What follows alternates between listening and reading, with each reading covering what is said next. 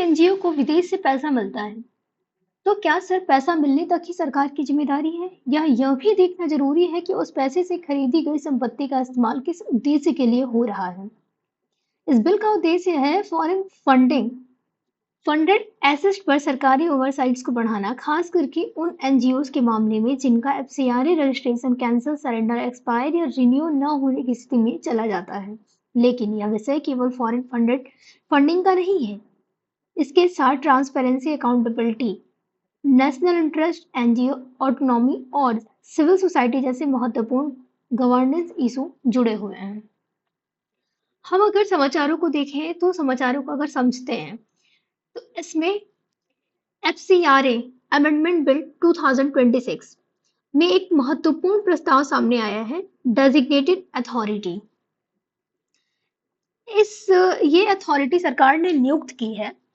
इसका संबंध उन फॉरेन फंडेड एसेट्स से है जिन पर सरकार की निगरानी बढ़ने का प्रस्ताव है। यानी सरकार एक तरीके से जो विदेश से फंड आ रहा है उस पर अपनी निगरानी पहले से और ज्यादा बढ़ाने वाली है। यानी अगर किसी एनजीओ का एफसीआरए रजिस्ट्रेशन खत्म हो जाता है तो उसके पास मौजूदा फॉरेन फंडेड एसेट को बिना रेगुलेशन के छोड़ने के बजाय एक डेजिग्नेटेड अथॉरिटी के माध्यम से मैनेज करने का फ्रेमवर्क प्रस्तावित किया गया है। अब इस खबर को समझने के लिए सबसे पहले हमें एफसीआरए को समझना होगा कि एफसीआरए क्या है। एफसीआरए का पूरा नाम है फॉरेन कंट्रीब्यूशन रेगुलेशन, जिसका मूल उद्देश्य है भारत में आने वाले फॉरेन कंट्रीब्यूशन यानी कि विदेशी धन या अनुदान के रिसिप्ट, यूटिलाइजेशन, अकाउंटिंग को रेगुलेट करना। इसके 4 प्रमुख उद्देश्य होते हैं। पहला है ट्रांसपेरेंसी, अकाउंटेबिलिटी, नेशनल इंटरेस्ट और रेगुलेशन। इसका प्रशासन जो है वो मिनिस्ट्री ऑफ होम्स अफेयर यानी कि एमएचए द्वारा किया जाता है। अगर हम सरल शब्दों में समझें तो विदेशी पैसा भारत में आए लेकिन उसका उपयोग नियमों और निर्धारित उद्देश्यों के अनुसार हो। बैकग्राउंड की बात करें तो 1976 में एफसीआरए का फ्रेमवर्क आया। 2010 में नया एफसीआरए आया। 2020 में कंप्लेंट्स को और कड़ा कर दिया गया, जबकि 2026 में नया अमेंडमेंट बिल प्रस्तावित है। इस पूरी जर्नी में एक ट्रेंड दिखाई देता है कि रेगुलेशन, ट्रांसपेरेंसी, स्ट्रॉन्ग ओवरसाइट्स, यानी समय के साथ सरकार फॉरेन कंट्रीब्यूशन की मॉनिटरिंग को और मजबूत करने की दिशा में आगे बढ़ रही है। अगर हम बात करें तो 2026 बिल में नया क्या है, तो अब इसके सबसे महत्वपूर्ण हिस्से पर आते हैं। इसमें डेजिग्नेटेड अथॉरिटी का प्रस्ताव है। अगर किसी एनजीओ का या FCRA registration cancel, surrendered, expire या नॉट रिन्यूड की स्थिति में चला जाए तो उस फॉरेन फंडेड एसेट को लेकर के डेजिग्नेटेड अथॉरिटी की भूमिका सामने आएगी। यानी ये अथॉरिटी फॉरेन फंडेड एसेट को संभाल लेगी। सवाल यह भी होगा कि उस फॉरेन फंडिंग से बनाई गई एसेट का क्या होगा।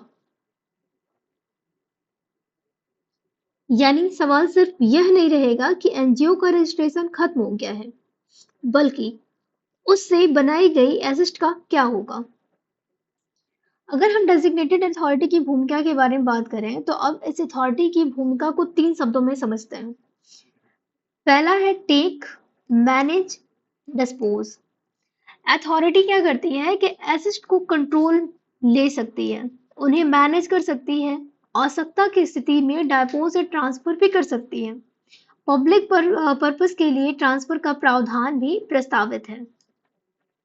यानी उद्देश्य यह है कि एफसीआरए स्टेटस खत्म होने के बाद फॉरेन फंडेड एसेट अनरेगुलेटेड या अनकंट्रोल की स्थिति में ना रहे। ये लागू कब हुआ होगा, तो इसे एक सिंपल फ्लो में समझते हैं। जैसे कि पहले एनजीओ या एफसीआरए का स्टेटस खत्म होगा, यानी एनजीओ का एफसीआरए स्टेटस खत्म होने पर या फिर कैंसिल, सरेंडर, नॉट रिन्यूअल या एक्सपायरी हो जाने पर डेजिग्नेटेड अथॉरिटी की भूमिका शुरू होगी, जिसका मुख्य उद्देश्य रहेगा कि फॉरेन फंडेड एसेट को अनरेगुलेटेड छोड़ना नहीं है। सरकार का तर्क क्या है? यानी अब सरकार इस बिल को इतना महत्वपूर्ण क्यों मान रही है, यानी इसको इतना आवश्यक क्यों मानती है? तो सरकार का बेसिक आर्गुमेंट है कि foreign money does not equals to no accountability. यानी सरकार केवल इसलिए कि पैसा फॉरेन सोर्स से आया है, इसका मतलब यह नहीं है कि उस मनी को बिना किसी एसेट पर अकाउंटेबिलिटी समाप्त हो जाए। सरकार के अनुसार बिल के प्रमुख उद्देश्य हैं, जैसे कि फॉरेन फंडेड का मिसयूज रोकना, ट्रांसपेरेंसी को बढ़ाना, नेशनल इंटरेस्ट को सुरक्षित रखना और लेगिटिमेटेड ऑर्गेनाइजेशन को फ्रेमवर्क देना। विवाद क्यों है? लेकिन अब दूसरी तरफ से देखना जरूरी है कि यह सवाल बड़ा है, अकाउंटेबिलिटी वर्सेस ऑटोनॉमी। आलोचकों की चिंता है कि कहीं सरकार के पास और अधिक पावर तो नहीं मिल जाएगी, यानी और अधिक पावर तो नहीं चली जाएगी, क्योंकि इसके कारण NGOs autonomy, property rights, administrative discretion, civil society space पर भी असर पड़ सकता है। इसीलिए मूल प्रश्न यह नहीं है कि रेगुलेशन होना चाहिए या नहीं, मूल प्रश्न यह है कि रेगुलेशन कितना और किस प्रक्रिया के तहत होना चाहिए। कॉन्स्टिट्यूशनल और गवर्नेंस के एंगल से हम समझते हैं। तो इस गवर्नेंस के पर्सपेक्टिव से देखें तो यहाँ तीन बड़े सवाल हैं। पहला है transparency, accountability and proportionality. Foreign money का इस्तेमाल कहाँ और कैसे हुआ, यानी उसका सही उपयोग हुआ या नहीं। अकाउंटेबिलिटी में मिसयूज होने की जिम्मेदारी कौन लेगा, यानी मिसयूज होने की जिम्मेदारी किसकी होगी। प्रोपोर्शनैलिटी, सरकार को कितनी पावर मिलनी चाहिए, यानी गवर्नमेंट के पास कितनी पावर हो। और यही से गुड गवर्नेंस का कॉन्सेप्ट भी सामने आता है। Good governance equals to control plus due process,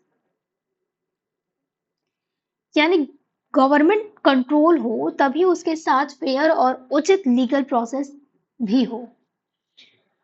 अगर हम सिविल सोसाइटी क्यों महत्वपूर्ण है इस बारे में बात करें तो अब एनजीओ और सिविल सोसाइटी की भूमिका को समझना जरूरी है। एनजीओ केवल फॉरेन फंडिंग लेने वाली ऑर्गेनाइजेशन नहीं है, यानी NGO contribute to health, education, relief, humanitarian work, इन सब क्षेत्रों में वो अपना महत्वपूर्ण योगदान देती है। इसीलिए पॉलिसी का लक्ष्य होना चाहिए कि फॉरेन फंडिंग को रेगुलेट करें, लेकिन जेन्युइन सोशल वर्क को बाधित न करें। चैलेंजेस सामने क्या आ रहे हैं? तो अब इस बिल के सामने कई चैलेंजेस भी हैं, जैसे कि एक्सेसिव स्टेट कंट्रोल। इसमें बहुत अधिक सरकारी नियंत्रण एनजीओ इकोनॉमी को प्रभावित कर सकती है, यानी एनजीओ पर भी इसका असर आ सकता है, असर पड़ सकता है। Property right, foreign funding asset के ट्रांसफर को लेकर के प्रॉपर्टी राइट्स पर के सवाल उठ सकते हैं। ड्यू प्रोसेस, निर्णय निष्पक्ष और ट्रांसपेरेंट होना जरूरी है, यानी निष्पक्ष प्रक्रिया जरूरी है। एडमिनिस्ट्रेटिव डिस्क्रिशन, तो पावर का मिसयूज का खतरा है, यानी बहुत अधिक डिस्क्रिशन के मिसयूज का खतरा हो सकता है। हम बात करें अगर जेन्युइन एनजीओज की तो लेगिटिमेटेड सोशल वर्क बाधित नहीं होना चाहिए, यानी सोशल वर्क बाधित होने की आशंका है। फेडरलिज्म का सेंटर स्टेट कोऑर्डिनेशन भी महत्वपूर्ण होगा, यानी सेंटर और स्टेट के बीच कोऑर्डिनेशन भी महत्वपूर्ण है। सिविल सोसाइटी स्पेस क्या है? तो सिविल सोसाइटी स्पेस यानी कि लोकतंत्र पार्टिसिपेशन के लिए सुरक्षित रहना चाहिए। लोकतंत्र सहभागिता प्रभावित हो सकती है। बिल की स्थिति क्या है, यानी वर्तमान की स्थिति के बारे में हम जानें तो अब एक महत्वपूर्ण क्लैरिफिकेशन पे आते हैं। यह अभी कानून नहीं है, यानी ये अभी पूरी तरीके से लागू नहीं हुआ है।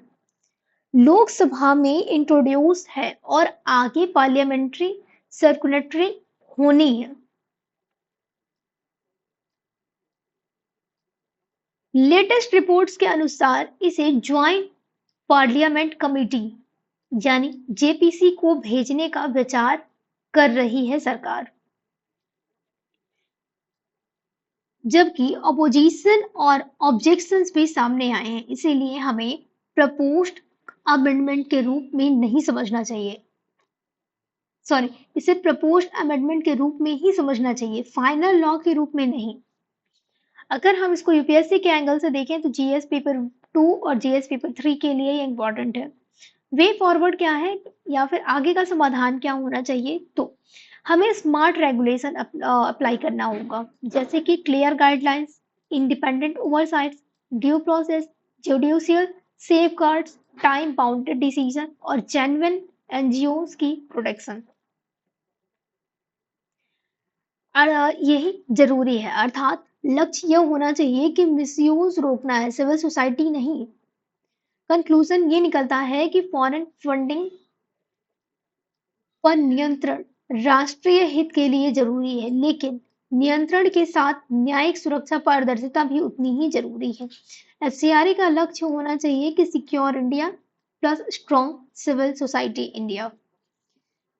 देखा जाए तो फॉरेन फंडिंग को रेगुलेट करना किसी भी देश के लिए महत्वपूर्ण है, क्योंकि इसके साथ नेशनल सिक्योरिटी, फाइनेंशियल ट्रांसपेरेंसी और पब्लिक अकाउंटेबिलिटी जुड़े हैं। लेकिन दूसरी तरफ एनजीओ और सिविल सोसाइटी लोकतंत्र में हेल्थ, एजुकेशन, रिलीफ और ह्यूमैनिटेरियन वर्क के माध्यम से महत्वपूर्ण भूमिका निभाते हैं। इसीलिए एक आइडल रेगुलेटरी फ्रेमवर्क ऐसा होना चाहिए जो नेशनल इंटरेस्ट को प्रोटेक्ट करे, फॉरेन फंडिंग को मिसयूज को रोक सके, लेकिन साथ ही जेन्युइन सिविल सोसाइटी को स्वतंत्र रूप से काम करने का भी स्पेस दे।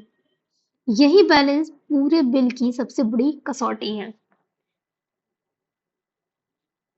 फॉरेन फंडिंग पर नियंत्रण राष्ट्रीय हित के लिए जरूरी है, लेकिन लोकतंत्र में निर्णय तभी न्याय संगत माना जाएगा जब उसके साथ पारदर्शिता, उचित प्रक्रिया और न्यायिक सुरक्षा भी हो। इसीलिए एफसीआरए का लक्ष्य केवल सिक्योर इंडिया नहीं, बल्कि सिक्योर इंडिया के साथ स्ट्रॉन्ग सिविल सोसाइटी भी होना चाहिए। धन्यवाद।